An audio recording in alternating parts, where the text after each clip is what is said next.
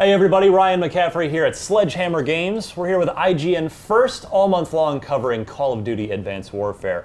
Back again with the game's lead multiplayer designer, Greg Reisdorf. Greg, good to see you. How's it going? Nice to be here. Let's reveal another new multiplayer map, which happens to be this one we're on. Tell us the name of it, give us a little backstory, and if anything weird's going to happen in the next few minutes. So this map here is called Recovery, and so Recovery is taking place in Hawaii, in between, or on a volcano, and it basically happens on two sides of a volcano. It's a good place to put a multiplayer map, right on a volcano. Why not? I mean, this works. And so the unique feature about this map is halfway through the map, an event will occur, and that event is basically the volcano starts to erupt, and volcanic gas and everything else starts to cover this half of the map that we're in right now, and you essentially evacuate to the other half of the map. So let's take a quick walk. We've got 1 minute until that happens. Let's give us a tour of this half of the map. What are any maybe choke points we should be looking for, key jumps, any of that sort of thing that can help us kick some ass come November? So right here is a pretty big key one. If you can make this across, it's kind of hidden in a little bit, but you kind of come through this observatory, this telescope kind of mechanical area, and this is like a hot spot right here on top of this roof. There's tons of action that's always going to occur here. It's great lines of sight going across big pretty much the visibility map. around a lot of area here. Yeah, and then you can also cover. You can kind of hop out here and cover. Oh, there we go. Gonna start the event a little bit. With these, so the arrows, I guess, are telling us to get out of here. Again, follow the arrows to safety. I'm gonna go the wrong way here and just take a look at like some of these large chunks coming in. But yeah, so now the idea is to basically just get out. And so what this does is this creates some crazy choke points. Do you feel like Pierce Brosnan right now? I feel like that every day. But you know, there's some. So is this the hangar door we have to get into? Yeah. So there's actually two of these that have opened up, and you get a minute to get through them. There's one over here. So there's basically the team that wants to control them first, and if you can control them and lock it down, you're going to be in a pretty good spot.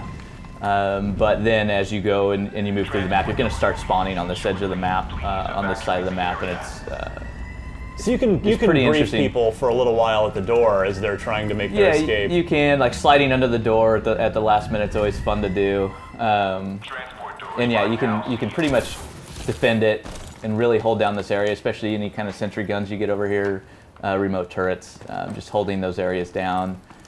They will start to spawn on this edge of the map, which is the outside of the volcano. Well, you're making me wish I was in Hawaii right now. And so this is basically a couple helipads over here. There's lots of fun jumps going across the outer area that you can make. Nice. You may have done this once or twice before. Yeah, just a few times.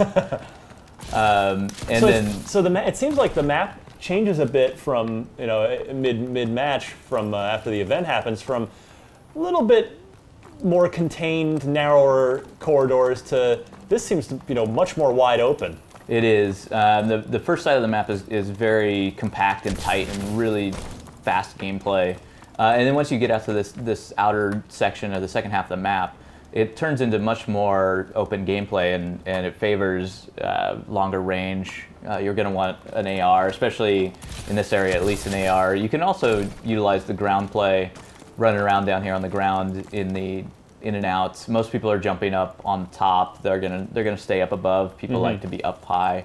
Sure, high ground. This corner is another one to kind of watch out for. It's just a high traffic area. Lots of objectives are placed down in this area. People are just moving across, but it's also pretty wide open. You get a nice feel for what everything else is, all the other paths kind of coming through here. So real quick before we wrap up our walking tour of this map, what game modes are your favorites on this particular map? CTF's a lot of fun on this map, and that's in particular because we do have the dynamic event that occurs midway through it, so it does change the feel of CTF. Can it ruin a flag capture really quickly? I would say ruin a flag capture, but it certainly makes it more interesting. And then also domination. Domination will switch sides as well, and then it resets the dom points when it switches sides. So it does create some interesting, new little changes to modes. Great, and then so we should definitely have a couple of different loadouts. One for the first half of the map. That's maybe or run overkill. Right. If you run with the overkill wild card, you can just have the SMG with all your attachments in slot 1, and then go with an AR or a sniper in your secondary. Perfect. Well, this is Recovery, a little taste of Hawaii here while you frag away in Call of Duty.